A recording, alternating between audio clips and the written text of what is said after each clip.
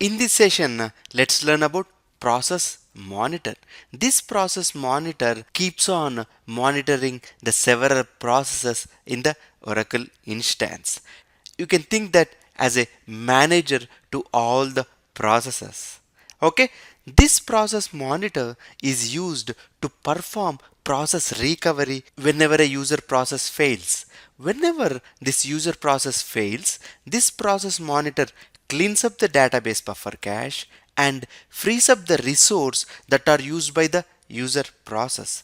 Example, if the user is trying to update the customer table and for some reason the user process fails, then the process monitor comes into picture, cleans up the database buffer cache used by that user process, changes the status of the customer table from active to inactive, releases if any locks are established, and removes the process ID from the list of active process. This is what exactly it does whenever a user process fails.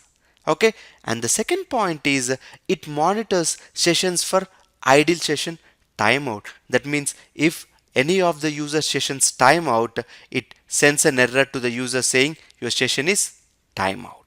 Okay, and the third one is it keeps on checking for all the required dispatcher and server process, and if any of the process is stopped for whatever reason it is, the process monitor restarts that stopped process. Okay, and the fourth point is it dynamically registers the database services with the network listeners. That means the process monitor regularly checks the status of the Oracle instance and updates the network listener saying, okay, my instance is active.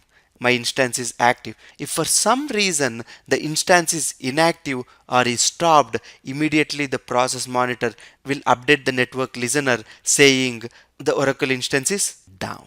Like this, the process monitor makes sure all the processes are running and recovers the user processes whenever they fail.